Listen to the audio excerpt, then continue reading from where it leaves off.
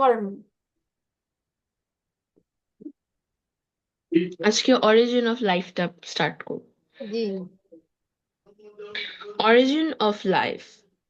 There are many opinions about how life originated on Earth, but there is no controversy about life originating from seawater or other water bodies. In this regard, scientists put forward logic in different ways. First, the presence of different mineral salts is most living cells blood and other liquid of body are similar to that of seawater minerals. Second, there are still simple and unicellular organisms found in seawater. আচ্ছা, তাহলে জীবের প্রথম অস্তিত্ব কোথায় পাওয়া গিয়েছিল ওনাদের মতে? Water. ওয়াটারে, এবং সেটা কি ছিল? সি ওয়াটার, তাই না? Seawater. জি। তারপরে সেখান থেকে, কারণ সমুদ্র তো সব থেকে শুরুতে, প্রথম মানে পৃথিবীতে সবার আগে শুরু হয়েছিল সমুদ্র দিয়ে, তাই না? তাহলে হুম, যদি জি জি। সমুদ্র হয়, তাহলে সমুদ্রের পানি থেকেই তো প্রথমে প্রাণীটা আবিষ্কার হবে, যে সমুদ্রের পানিতে। তো সমুদ্রের পানির মধ্যে তারা কি দেখলো? যে সেখানে কি আছে? লিভিং সেল আছে, মানে কিছু জীবিত প্রাণ, তাই তো বলবো, সেলস আছে। জীবিত হুম, কোষ। জি। তারপরে পেলো কি? ব্লাড। তারপরে পাওয়া গেল কি? যে লিকুইড অফ বডি, যেগুলো হলো যেগুলো একদমই মাইক্রোস্কোপিক, মানে এত ক্ষুদ্র, যেটা অণুবীক্ষণ যন্ত্রের সাহায্যে দেখা যায় না। তারপর তারা কি করলো? Unicellular organism found. তারপর দেখলো যে যেগুলো কোনো নাই, টোষ কোনো আলাদা করা যাইতেছে না, মানে একটা কম্পাউন্ড, একটা লাইফ, বাট এটাকে আলাদা করে ভাগ করা যাচ্ছে না। ডিফারেন্সিয়েট করা যায় না। হ্যাঁ। হ্যাঁ, যেমন হয় যে আমরা সিলম সিলম পড়বো। সিলম তোমরা এই ক্লাসে পড়েছো কিনা জানি না, একটা সিলম একটা শব্দ আছে, সেটা হচ্ছে যে প্রত্যেকটা প্রাণীকে ভাগ করলে তার যা যা জিনিস আছে সবকিছু পাওয়া যায়। যেমন আমরা হচ্ছে মানে বাইসিলম বলা হয়, মানে আমরা হলাম দ্বিপার্শ্বীয়, মানে আমাদের দুই পাশে একই জিনিস। মাঝখান থেকে যদি আমি সেকশন করি, রাইট হুম, সাইডে যা পাবো লেফট সাইডে তাই পাবো। তা পাবো। হ্যাঁ হ্যাঁ। এরকম আবার কি আছে, যে ভলবক্স একটা প্রাণী আছে, সেটাকে বলা হয় একদম সার্কেল, মানে সে এতটা গোল, মানে পুরোটাই মানে যেখানে তুমি স্যান্ডউইচের মতন, না স্যান্ডউইচ না, আমরা কি খাই? পিৎজা। পিৎজার মধ্যে তুমি যত হুম হুম। ভাগ করো, প্রত্যেক ভাগে একই অর্গান পাওয়া যায়। এটা আরেকটা প্রাণী। কিন্তু আচ্ছা আচ্ছা। প্রথম যেটা আবিষ্কার করেছে সেখানে বলতেছে যে ইউনিসেলুলার, তাই না? সিম্পল, জি। একদমই সিম্পলি ওগুলো। ইউনিসেলুলার। হ্যাঁ, এগুলো একদমই মাইক্রোস্কোপিক, মানে মাইক্রোস্কোপ ছাড়া এদেরকে খুঁজে পাওয়া যায় না। যেমন দেখবা যে ছোট্ট অল্প একটু পানি নিয়ে আসলে, তারপর মাইক্রোস্কোপের নিচে যদি এক বিন্দু পানি দেওয়া হয়, তাতে দেখা যায় অনেক ধরনের প্রাণী নাড়াচাড়া করতেছে, তাই না? ব্যাকটেরিয়া, জি জি। মাইক্রো অর্গানিজম, এগুলো দেখা যায়। আচ্ছা, এরপরে চলে যায় পরের পাতায়। হ্যাঁ, বলো। The scientific hypothesis regarding how life originated on Earth is like this. 260 years ago, the air of the Earth was filled with a large amount of methane, ammonia, hydrogen sulfide, water vapor, nitrogen, and carbon dioxide. There was no trace of oxygen due to frequent eruptions of volcanoes and the effect of ultraviolet rays and lightning. The atmospheric temperature increased, the organic materials combined to produce amino acid and nucleic acid. এই যে লাস্টের লাইনটা বলেছে না, organic জি। Materials combined, এই শব্দটা আমাদের important. মানে অ্যাটমসফিয়ার আচ্ছা। থেকে কি কি জিনিস দিয়ে আমাদের অ্যামাইনো অ্যাসিড আর নিউক্লিক অ্যাসিড তৈরি হয়েছে। সেখানে বলতেছে ভলক্যানো। ভলক্যানো মানে কি? আগ্নেয়গিরি, অগ্নুৎপাত, তাই না? আগ্নেয়গিরি আগে। ফলে কিছু হুম, হুম। লার্ভা বের হয়ে আসে। তারপরে বলেছে যে আল্ট্রা ভায়োলেট রে, এটা কোত্থেকে আসবে? সূর্যের অতিবেগুনি রশ্মি, সূর্য থেকে যখন মারাত্মক রেটা আসে, বেসিক্যালি আমরা এক্স এর জন্য এই হুম, হুম। এই রেটা ইউজ করি। তারপরে বলতেছে লাইটিং অ্যাটমসফিয়ার, মানে যেখানে অনেক বেশি কি থাকবে? আলো থাকবে, তাপ লাইটিং থাকবে, আর টেম্পারেচারটা হাই থাকবে, সেইখানেই এই অ্যামাইনো অ্যাসিড আর নিউক্লিক অ্যাসিডের তৈরি। প্রথম দিকে কোনো ওকে। অক্সিজেন ছিল না, ছিল কি?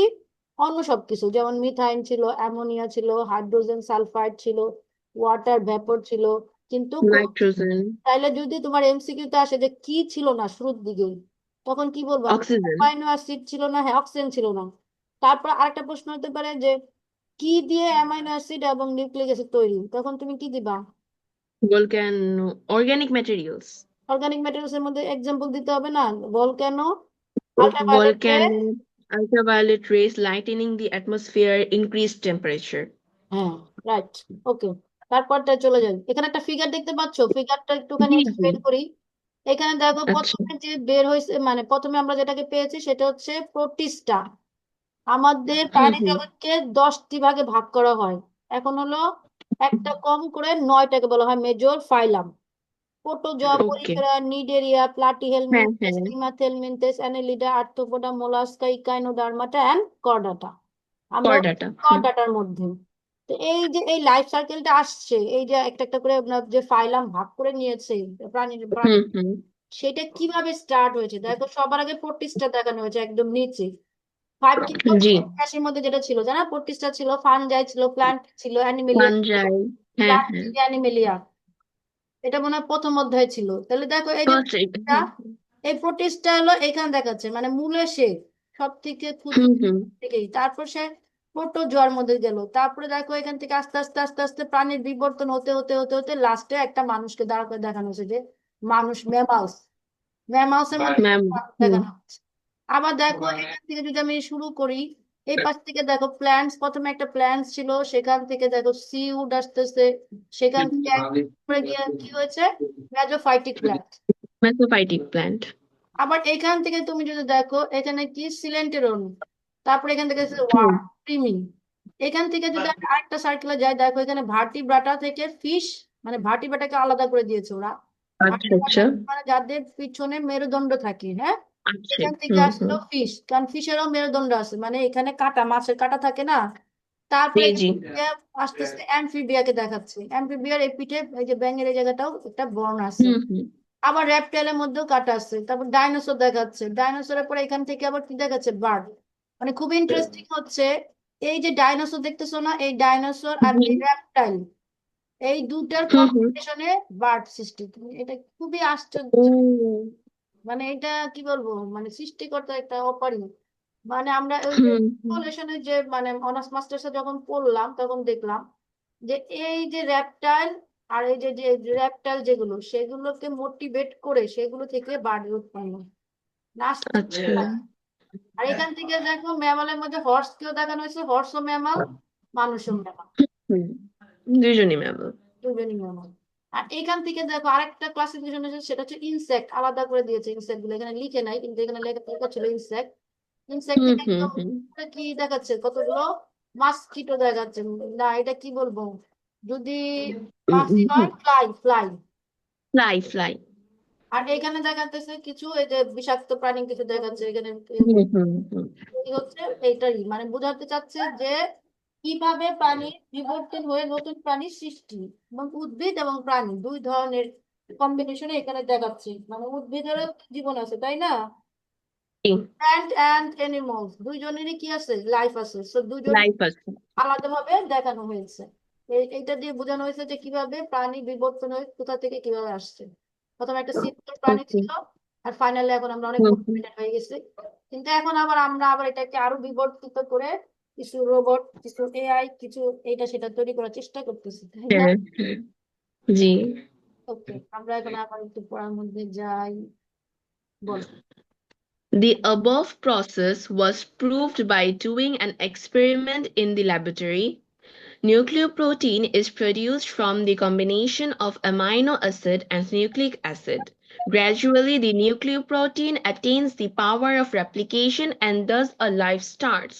The origin of Earth and its consequent evolution of life is called chemical evolution. আচ্ছা, এখানে আমরা যেটা বললাম যে অ্যামাইনো অ্যাসিডের জন্য যে এগুলো লাগে বা এগুলো থেকে অ্যামাইনো অ্যাসিড তৈরি, সেটা তারা কিভাবে বললো, সেটা এক্সপেরিমেন্টটা তারা ল্যাবরেটরিতে করেছে। জি তারপরে বলেছে যে রেপ্লিকেশন এন্ড দা যে লাইফ স্টার্ট, মানে এখান থেকে বলতেছে যে জীবনের সৃষ্টি। The origin of earth and its consequent evolution of life is called chemical evolution. এটাকে আমরা কি evolution. বলতেছি, রাসায়নিক, মানে Chemical কেমিক্যাল ইভলিউশন evolution. বলতেছি। এই যে এই লাইনটা আমরা ভালো করে মুখস্থ রাখবো। দ্য অরিজিন অফ ঠিক আর্থ আছে and its consequent evolution of life is called the chemical evolution. chemical evolution. এক নম্বরের উত্তর। দেন It is assumed that the nucleoprotein is produced by the chemical combination of protein and nucleic acid. A protovirus is evolved from the nucleoprotein and from it a virus evolved. A virus is a state between living and non-living. After that, bacteria were produced and later on protozoa was originated. The nucleus of bacteria is primitive in nature. It is called a prokaryotic cell. তারপরে প্রথমে কি শুরু হলো? Prokaryotic sell. Prokaryotic মানে হচ্ছে আদি কোষী। আদি কোষ মানে কি? যেটাতে একটা ব্যাকটেরিয়া থাকবে, যেটার মানে নিউক্লিয়াসটা সম্পূর্ণ জিনিসটা আমরা নিউক্লিয়াসটা একটা নিউক্লিয়াসের মধ্যে চারটাই থাকে: নিউক্লিয়ার মেমব্রেন, নিউক্লিওলাস, ক্রোমোজোম আর ক্রোমাটিন ফাইবার। ক্রোমাটিন। এই ক্রোমোজোমকে ক্রোমাটিন বলে। ক্রোমোজোমে যদি ভাগ করি হুম সেটা হুম হয়ে যায় হুম ক্রোমোটিন। কিন্তু চারটা থাকবে। প্রথমে নিউক্লিয়ার একটা মেমব্রেন থাকবে, তারপর হুম নিউক্লিওলাস থাকবে গোল, তারপর হুম ক্রোমোজোম হুম হুম থাকবে, হুম আর নিউক্লিয়ার রন্ধ্র মানে ছিদ্র থাকবে। নিউক্লিয়ার চারদিকে ছিদ্র থাকে। নিউক্লিওপ্লাজম, তাই না? নিউক্লিওপ্লাজম, হ্যাঁ, নিউক্লিওপ্লাজম হচ্ছে যেটা ভিতরে লিকুইড। আর নিউক্লিয়ার লিকুইডটা, মেমব্রেন হচ্ছে যেটা চারদিকে আবরণ থাকে। আউটার মেমব্রেনটা। হ্যাঁ। আর রন্ধ্র হচ্ছে ছিদ্র ছিদ্র থাকবে, মানে প্রত্যেকটা মেমব্রেনের মধ্যে ছিদ্র থাকবে যাতে একটা সাথে আরেকটা আচ্ছা, ট্রান্সফার করা যায়। প্রত্যেকটা সেলের মধ্যে এরকম ছিদ্র থাকে, ঠিক আছে? ওকে। একটা সেল থেকে হুম। আরেকটা সেলে যাতে বিভিন্ন ধরনের জিনিস ট্রান্সফার করা যায়। তো এইখানে বলছে যে এই যে প্রথম যে তারা ভাইরাস এবং ব্যাকটেরিয়া দেখলো বা আবিষ্কার করলো সেটা হলো প্রোক্যারিওটিক, বিকজ সেখানে আচ্ছা। নিউক্লিয়াসটা ওভাবে ডেভেলপ হয় নাই। এরপরে কি বলেছে দেখো, letter on. Later on, true nucleus appears in protozoa. In এই এই some এই লাইনটা unicellular, ইম্পর্টেন্ট। গ্রুপ আচ্ছা, নিউক্লিয়াস প্রথম কোথায় পাওয়া গেল? প্রোটোজোয়াতে। তাহলে প্রোটোজোয়াতে। প্রোটোজোয়া যদি আসে মানে কোশ্চেনে যে প্রোটোজোয়াতে কিরকম নিউক্লিয়াস বা ট্রু নিউক্লিয়াস কোথায় পাওয়া যায় বা কোথায় প্রথম প্রোটোজোয়াতে। আবিষ্কার হয়েছে, তখন আমরা বলবো হুম, প্রোটোজোয়া। তারপরে ঠিক আছে। In some unicellular organisms, chlorophyll is formed, and as a result, synthesis of food became possible and oxygen is produced as a byproduct. Then the aerobic organisms increase in number. Initiation of multicellular organisms appear from the unicellular organisms. মানে এখানে বললো aerobic মানে কি? যেগুলো বাতাসে উড়ে, তাই না? বাতাসে কি হ্যাঁ, উড়ে? কার্বন বাতাস উড়ে বাতাসে বাতাস। বেশিরভাগ থাকে ভাইরাস, ব্যাকটেরিয়া, তাই না? যেগুলো হলো জি, প্রোটোজোয়ার মধ্যে পড়েছে। বলেছে যে এই যে নিউক্লিয়াসটা ফর্ম হয়ে গেল, তারপরে আস্তে আস্তে কি পেলাম আমরা? ক্লোরোফাইল পেলাম। ক্লোরোফাইল পাওয়ার পরে কি হলো? যে অ্যারোবিক যে অর্গানিজম গুলো, সেগুলো আস্তে আস্তে সংখ্যায় বাড়তে লাগলো। কারণ কি? বাড়তে লাগে। অক্সিজেন যখন প্রডিউস তৈরি হলো, মানে অক্সিজেন যখন প্রচুর পাওয়া গেল, তার মানে প্রাণীও প্রচুর পাওয়া যাবে, তাই তো? হুম, কারণ তখন যখন জি জি, অক্সিজেন ছিল না তখন তো প্রাণী থাকতো না, কিন্তু যখন অক্সিজেন দিবা প্রাণী তখন থাকতো তো না। তখন তো প্রাণী মানে বেসিক্যালি প্রাণী বাঁচতে পারবে বেশি দিন, তখন সেখানে জি, সংখ্যা বাড়বে। হুম। In this way. After that, more complex organisms began to evolve. There are many other explanations about chemical evolution and the origin of living organisms, but the explanation given above is the most commonly accepted one. মানে এখানে যতগুলো প্রাণী তারা আবিষ্কার করলো এবং আবিষ্কৃত হলো, তার মধ্যে কিছু কি করলো? পরিবেশের সাথে টিকে গেল, এক্সেপ্টিং ওয়ান, মানে এক দুইটা টিকে গেছে, বাকিগুলো বিলীন হয়ে গেছে। তারপরে ইন দিস ওয়ে। শেষ তোমার ওখানে? জি ম্যাম, আচ্ছা। আমার এখানে এতটুকুই। তারপর থিওরি অফ ডারউইন, এটা আছে? হ্যাঁ হ্যাঁ, বাকিটুকু সেম, শুধু এই প্যারাটা একটু ডিফারেন্ট। হ্যাঁ, দেখলাম এটা সাথে মিলে না। আচ্ছা, যাই হোক, তারপরে থিওরি অফ, এটা বলো, theory of Darwin. Theory of Darwin or Darwinism. Hmm. Charles Darwin, the British naturalist, brought a revolutionary idea to the history of biology and science.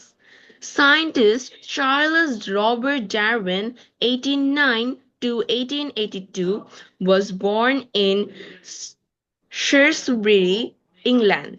During his voyage to the Galapagos. Galapagos Island, Galapagos Island in the Pacific Ocean, he was attracted to the amazing diversity of plants and animals of that region, and he came back to England in 1837 with a vast collection of data and samples. 20 years after his return, that is, in 1859, he expressed his opinions in a book named The Origin of Species by Means of Natural Selection. এখান থেকে 4-5টা শব্দ মুখস্থ করবে। একটা হচ্ছে Charles Darwin. Okay. Charles Hmm. ডারউইনে হাজার হাজার প্রশ্ন আসবে। নাম্বার 2 হচ্ছে গ্যালাপাগোস আইল্যান্ড। মানে আচ্ছা চার্লস ডারউইন একজন সায়েন্টিস্ট, উনি গ্যালাপাগোস আইল্যান্ডে এক সময় আটকে পড়েছিল। যখন উনি আটকে পড়ে তখন সে কি করলো, কিছু স্যাম্পল আর কিছু ডেটা কালেকশন করে নিয়ে আসলো। এবং আচ্ছা কত বছর পর, ধরো ব্যাক টু ইংল্যান্ড ইন 1837 থেকে কত বছর, 20 বছর, 20 বছর না নাকি, হ্যাঁ 20 বছর পরে যখন উনি ফিরলেন, উনি ফেরার পরে এটা নিয়ে মানে 1822 থেকে 1837, মানে 15 বছর উনি ছিলেন ওই গ্যালাপাগোস আইল্যান্ড। তারপর সেখান থেকে 20 বছর পর উনার এই স্যাম্পল আর ডাটা গুলো উনি গবেষণা করে একটা বই লিখলেন, যে বইয়ের নাম দিয়েছেন origin of species by means of natural selection. এই যে নামটা অরিজিন অফ স্পেসিস, এই নামটা এই বইটা পরীক্ষায় আসে। যে ডারউইন যে বইটা লিখেছে সেই বইটা, ম্যাম এই বুকটার নেমটা আসে? হ্যাঁ নেমটা আসে। ওকে, ঠিক আছে। তারপরে প্ল্যান করি। ম্যাম এখান থেকে কি ম্যাম মেইনলি এমসিকিউ আসার চান্সেস বেশি? এখান থেকে বড় প্রশ্ন আসে না, শুধু ছোট প্রশ্নের জন্য পড়তে হয়, বড় প্রশ্ন হয় না। বলো তারপর। It is mentionable that Darwin is not the founder of evolution, but his theory is known as the theory of evolution. According to the discussion in this chapter, we have seen that scientists living before Christ knew that biological evolution occurred on Earth. The success of Darwin was that he developed a mechanism based on scientific data and proof which could explain all matters related to evolution. মানে তার ওই বইটাকে বেশ ধরে পৃথিবীতে বাকি সব গবেষণা হয়েছে, যে পৃথিবীতে প্রাণী কিভাবে আসলো, তাদের পরিবর্তন কিভাবে হলো, ইভলিউশন কিভাবে হলো, কিভাবে ছোট্ট একটা প্রাণী থেকে বড় প্রাণী হলো, এই সব কিছু তার ওই বই পড়ে পড়ে মানুষ করেছে। উনি ছিলেন প্রথম যিনি এগুলো নিয়ে গবেষণা করেছেন। তারপরে Alfred Russel Wallace. Alfred Russel Wallace, 1823 to 1913, a contemporary British naturalist and scientist who independently developed a theory on natural selection, also mentioned natural selection as a cause of biological evolution. Due to some historical reasons, Darwin's name was more popular than his. Alfred Russel Wallace আবার কে ছিলেন? উনি একজন British ছিলেন, হ্যাঁ British naturalist. উনি কি করলেন, উনি আবার নতুন একটা থিওরি বার করলেন। ডারউইন তো একটা থিওরি দিয়েছে, উনি আবার আরেকটা থিওরি দিয়েছে, সেটার নাম হচ্ছে ন্যাচারাল সিলেকশন। এটা পরীক্ষায় আসে, Natural selection. এই শব্দটা দেখবে অনেক জায়গায় Okay. পরীক্ষায় আছে, ন্যাচারাল সিলেকশন। তারপরে তারপরে এখানে দেখো increase of generation in excessive rate, এখানে ডারউইনের মতবাদ অনুযায়ী এগুলো দিবে। এখন এই যে যেটা ন্যাচারাল সিলেকশন বললাম, এই নামটা আমরা Yes, ma'am. Alfred Russel Wallace, natural selection, এই দুটা নাম মুখস্থ রাখবো। তারপরে ঠিক আছে। According to Darwin, general facts about natural events. A. Increase of generation in excessive rate. According to Darwin, a general characteristic of living beings is to reproduce its species in an excessive rate. Due to this, the number of species increase both geometrically and mathematically. For example, one mustard plant produces 730,000 seeds in a year. It is possible to get 73 73,000 plants from those seeds. A female salmon fish lays 30 million eggs in one breeding session. এখানে বলেছে যে ডারউইনের মতবাদ অনুযায়ী বলেছে যে প্রথমে যে number ছিল সেটা কি হচ্ছে, উদ্ভিদও বাড়তেছে প্রাণীও বাড়তেছে, কিন্তু কেন? এখানে বলছে general characters of living being two is to reproduction excessive rate, মানে বেশি মাত্রা অতিরিক্ত বেড়ে গেছে, কিন্তু কেন বলছে? তারপরের লাইনে দেখো বলছে কেন বাড়তেছে এত বেশি, সে বলতেছে if all the elements born from a pair of elements would survive, the number of elements would add. মানে উনি বলতে যাচ্ছে যে পৃথিবীতে যত উদ্ভিদ প্রাণী জন্মগ্রহণ করে তারা সবাই যদি বেঁচে থাকতো তাহলে এই পরিমাণ জি সংখ্যা হতো যে ওই পৃথিবীতে ধারণ ক্ষমতায় থাকতো না। তার কথা হচ্ছে এরকম, উনি সেটাকে ব্যাখ্যা এভাবে করেছে যে এত একটা যদি একটা করে জোড়া, মানে একটা করে যত হাতি আছে তার একদম।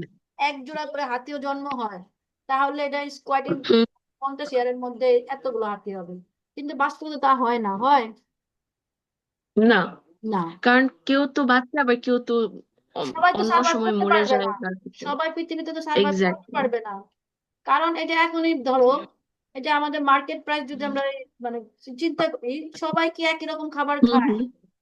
সবাই একরকম না। খাবার খায় না, একই রকম বাসায় থাকতে পারে না, সবাই একই রকম জামা কাপড় পরে না, পরে সবার লিভিংটা ডিফারেন্ট টাইপস অফ হচ্ছে না, কিসের ইয়েস, জন্য? কারণ ইয়েস ম্যাম। এটাই হচ্ছে সার্ভাইভ করার জন্য যতটুকু দরকার ততটুকু তো থাকতে হবে, ততটুকু তো নাই।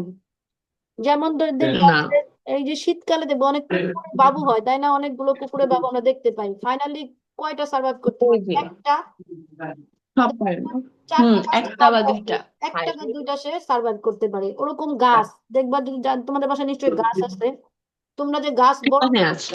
বড় করার পরে দেখবা যে সবগুলো গাছ কি থাকে, ওই গাছ থেকে কি অনেকগুলো গাছ হয়? না, না। না। যেমন অ্যাকোয়ারিয়ামে কতটা মাছ ছিল, 14টা মাছ ছিল, সেখানে শীতে মারা যেতে যেতে এখন মাত্র 4 জন আছে, 5 জন আছে। হুম। সেটা কি হওয়ার কথা ছিল 14 থেকে 28, বা 28-এর দ্বিগুণ, মানে 3 14 42টা মাছ ওটা হওয়ার কথা সিদ্ধি ছিল, করে, হ্যাঁ। তাই না? কিন্তু এরকম হয় না, বিভিন্ন কারণে সেগুলো কি হয়ে যায়, পৃথিবী থেকে বিলুপ্ত হয়। উনি ডারউইন এইটাই বোঝাতে চাইছে। উনি বলতেছে ওকে। যে ইনক্রিজ হইতে হইতে ডাবল থেকে 3 ডাবল হবে। মানে ডারউইনের মতবাদ কেন মানে এটা টিকে নাই, মানে এটা যে কেন ভুল প্রমাণ হয়েছে সেটাই, যে এই যে ব্যাখ্যাগুলো আস্তে আস্তে আসবে। দেখো এরপরে কি বলতেছে, দেখো লিমিটেড ফুড এন্ড শেল্টার, যেটা আমরা তখন হুম। বলবো। উনি বলছে খাবার এবং বাসস্থান, এটা দুটাই কি আছে, লিমিট আছে, অবশ্যই লিমিট আছে। ওই যে অবশ্যই। এই কুকুর যদি আমরা বেসিক্যালি অ্যাভেলেবল কুকুরই দেখতে পাই, বিড়ালের কথা কম বলা, হুম হুম বিড়াল তো মানুষের বাসায় থাকে, এটা আমরা ওভাবে অবজার্ভ করি না। দেখা যায় যে একটা কুকুর দুইটা কুকুর, মানে দেখি 5 6টা, তারপর দেখি যে দুইটা, তারপর দেখি একটা, তারপর দেখি কুকুরের ওদিকে কুকুর দেখা যায় না, মানে কুকুর সব কোথায় গেল? তাহলে এই যে এটা কি কারণে হচ্ছে, হুম ফুড নাই আবার শেল্টারও নাই, এই দুইটা কারণে এক্স্যাক্টলি। এরা সবাই থাকবে না। তারপর বলছে স্ট্রাগল ফর সার্ভাইভাল, মানে টিকতে হবে তো, সার্ভাইভ করার জন্য যেই রকম দরকার সেই রকম জিনিসপত্র তাকে দেয়া লাগবে। যেমন দেখবা ডেঙ্গুতে অনেক মানুষ মারা যায়, আবার ডেঙ্গুতে অনেক মানুষ কোনোদিনই মারা যায় না, সে স্টিল থাকে, থাকে না? জি, কোভিড-19 অনেক জি মানুষ ম্যাম। মারা গেছে, আবার কোভিড-19 হওয়ার পর দেখবা যে সব মানুষ কিন্তু, মানে কিছু মানুষ কিন্তু সার্ভাইভ করতে পারছে, পারছে না?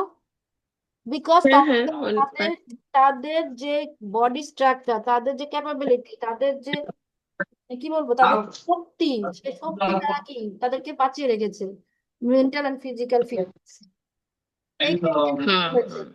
তারপরটা তুমি যদি যাও, ওই যে স্ট্রাগল ফর সার্ভাইভ বললাম, এরপরটা কি বলেছে দেখো, inter specific struggle. Introspecific struggle. এটা কি, যেমন এই যে এখানে পড়ো, এটা খুব মজা। A frog eat an insect and a snake eats a frog.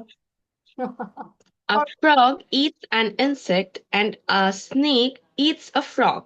A peacock eats both snake and frog. Thus, only due to physical needs, hunger, a cruel relationship develops among different species, where each species plays the role of food or consumer. দেখছো কি একটা অবস্থা? হ্যাঁ এটা একটা food chain, এটা একটা অধ্যায়ে তোমাদের আছে মনে হয়, ফুড চেইন, ফুড। হ্যাঁ হ্যাঁ হ্যাঁ, পড়েছি লাস্টেরটা, 13, চ্যাপ্টার 13। হ্যাঁ, ওখানে দেখেছো না, একজন আরেকজনকে খেয়ে ফেলতেছে, আবার একজন দুইজনকেই খায়। পিকক কি খাইতেছে? স্ন্যাকও খেয়েছে দুইজন কি আবার খায়? ফ্রগও খাচ্ছে। তাহলে এই যে হাঙ্গারের জন্য এগুলো, এই যে যে একটা রিলেশনশিপ হচ্ছে, এতে অনেক হুম স্পেসিস হুম কমে যাচ্ছে না? জি, অবশ্যই। যেমন ডাইনোসরটা কেন শেষ পর্যন্ত চলে গেল পৃথিবী ছেড়ে, বলো তো? ফাইনালি কি হয়েছিল?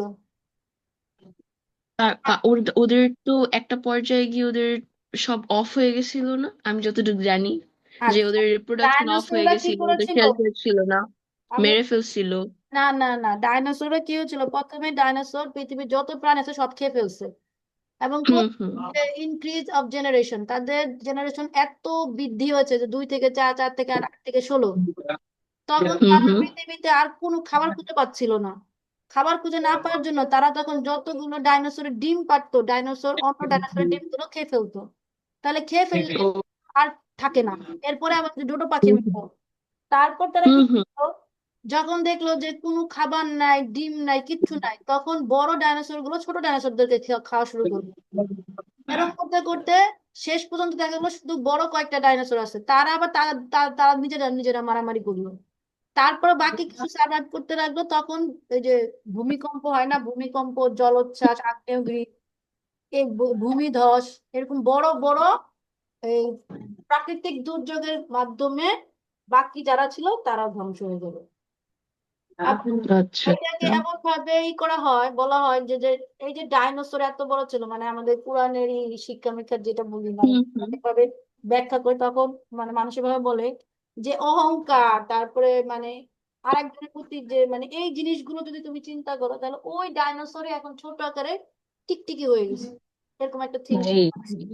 আসলে কিন্তু তাই, মানে একটা টিকটিকি যা যা জিনিসপত্র যেভাবে আছে, বিজ্ঞানের একটা ডাইনোসরের যা যা জিনিসপত্র যেভাবে ছিল, এক্সপ্লেন করলে মিলে যায়।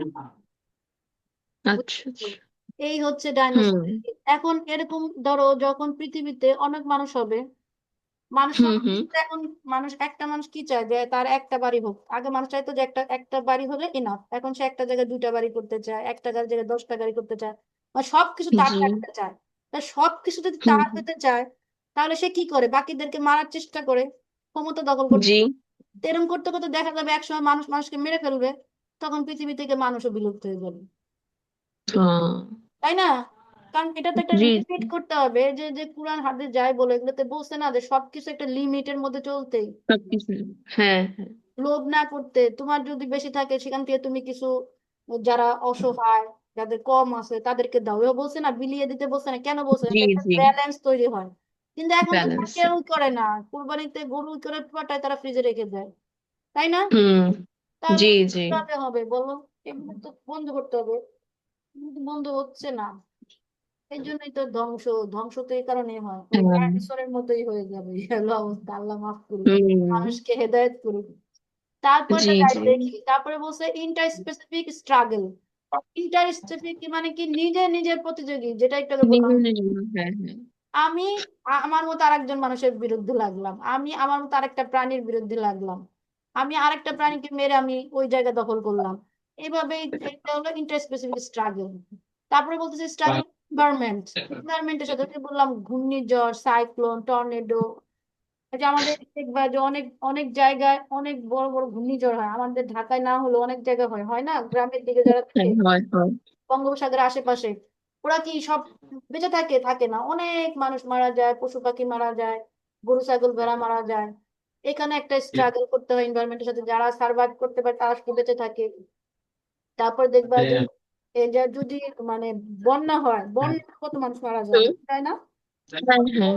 প্রতি বছরই বন্যা হয়। এরপরে বলতেছে ভেরিয়েশন।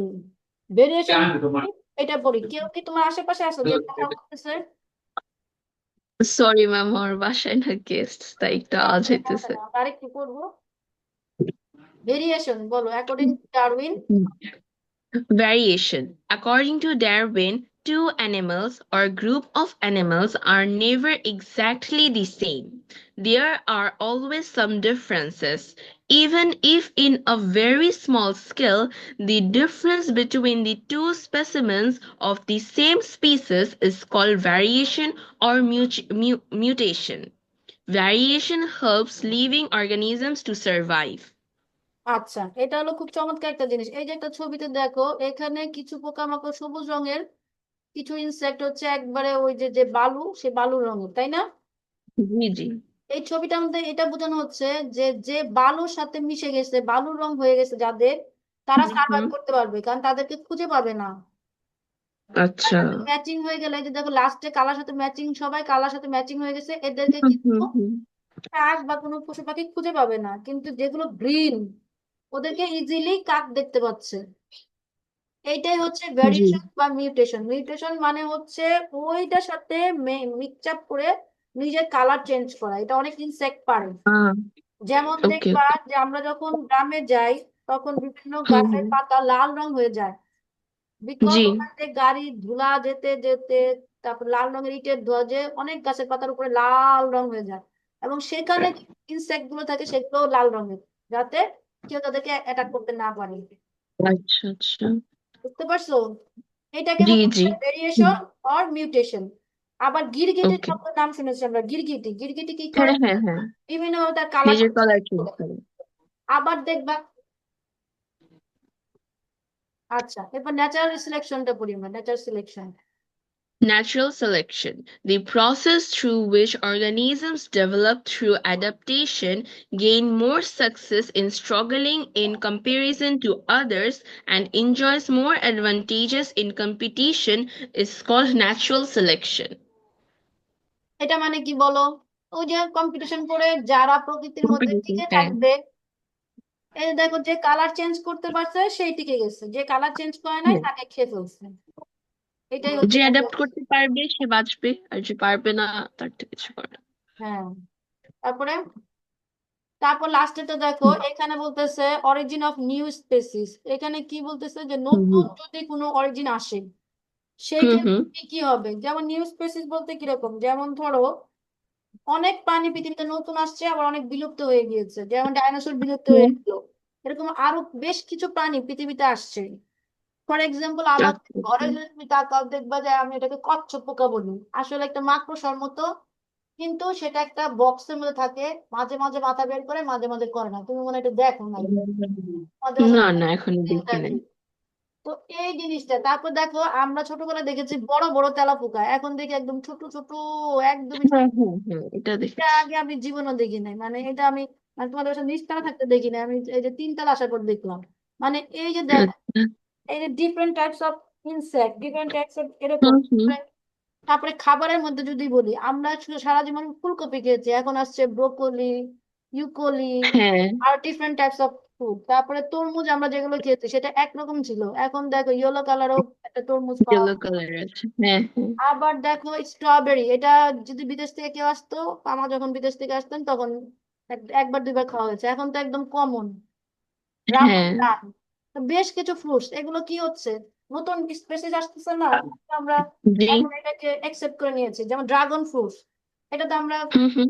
কবে দেখেছি খবর নাই, এখন তো একদম এটা কমন, সবাই চিনে সবাই খায়, একদম হ্যাঁ। তাই না? এগুলো হচ্ছে নিউ স্পেসিস। আবার দেখো কত কিছু হারিয়ে গেছে, যেমন ছোটবেলা আমরা একটা কমলা খেতাম একদম ছোট, এটাকে কাউ ফল বলতো, মানে কমলার মতো কিন্তু ছোট ছোট, সেটা নাই। আচ্ছা আচ্ছা। তার পরিবর্তে এখন আবার নতুন আসছে কি চায়না কমলা, ওই যে ছোট ছোট, ওরকম ছোট ছিল। ছোট। আমরা আমরা যখন খেলছিলাম ওইটা আরোই ছিল, না নামও নেই। দেখছো ওরা কি করতেছে, সুপার এক্সাইটেড, ওরা সব সময় সুপার এক্সাইটেড। এখন দেখো, at present generations, cytologists and taxonomists follow the theory, এই যে এখানে তিনটা থিওরি কথা বলছে না, being isolated from basic species, জি জি। তারপরে এটা কি হাইব্রিডাইজেশন, হাইব্রিডাইজেশন। একটা হচ্ছে হাইব্রিডাইজ স্পেসিস। এই এই হুম। তিনটা হচ্ছে, উনি বলেছেন এই তিনটা কারণেই এই প্রেজেন্ট জেনারেশন তো এখনো টিকে আছে। আচ্ছা আচ্ছা। লাস্টে বলতেছে significant of evolution in survival species, এইটা একটু পরে রাই করে 4 নম্বর কোশ্চেন যেটা আসলে এখানে হচ্ছে হুম। এটা পড়লে শেষ করে দিব। ম্যাম, আমাদের না, মানে এই প্যারাটাই নেই, আমি একটু পরের পেজে চেক করে নিই। ওই প্যারাটা নাই, significant of evolution in survival species, এটা নাই। নো ম্যাম, ম্যাম আমাদের হচ্ছে এরপর কন্ডিশন ফর ন্যাচারাল সিলেকশন। আচ্ছা, তাহলে তো আর লাগতেছে না। এখন হলো না না এইখান থেকে যেগুলো আমরা পড়লাম, এখান থেকে বেসিক্যালি কি হয়, যদি আমি শুরুর দিকে একবার তোমাকে একটা সাম আপ করে দেই। ম্যাম, একটা কথা। বলো বলো বলো। আমাদের কিন্তু আরো 1 2 3 4 প্রায় 4 পেজ আছে। তোমার বইতে? জি জি। আচ্ছা, তাহলে এরপরে নেক্সট ক্লাস আবার কবে করবো? কালকে বাদ দিয়ে পরশুদিন যখন করবো না, ওই 4টা পেজ তুমি একটু কষ্ট করে ছবি তুলে আমাকে পাঠাই দিও, ওখান থেকে দেখে দেখে পড়বো। অবশ্যই। ঠিক আছে, তাহলে আজকে এখানে শুধু অবজেক্টিভ গুলো পড়ে রাখো, যেগুলো আজকে পড়লাম এখান থেকে অবজেক্টিভ গুলো ভালো করে পড়বো। এখানে তো শুধু এমসিকিউ আসার চান্সেস, তাই না? হ্যাঁ, আরেকটা জিনিস করবা, এই যে হুম হুম। 10টা according to Darwin general facts about nature events এর মধ্যে এ দিয়ে ইনক্রিজ, বি দিয়ে লিমিটেশন, সি দিয়ে স্ট্রাগল, এই যে হেডিং গুলো আছে না এখানে, একটু মুখস্থ করুন। এই যে ন্যাচারাল ঠিক সিলেকশন আছে ঠিক আছে। ই দিয়ে, তারপরে আরেকটা কি আছে, F A origin of new species. এই যে 10টা কথা বলেছে না, এই 10টা কথা একটা জি। পেজে প্রশ্ন মুখস্থ করবেন, শুধু এই 10টা আচ্ছা। লাইন, ভিতরে কিচ্ছু না, নাথিং, শুধু এই 10টা লাইন, আর বাকি সব হচ্ছে ওকে। এমসিকিউ। ঠিক আছে, খুব ভালো থাকো। আগামীকাল আর আগামীকাল না, প্রতিদিন আবার দেখা হবে। ইনশাল্লাহ। আল্লাহ হাফিজ। আসসালামু আলাইকুম ম্যাম। ওয়ালাইকুম আসসালাম।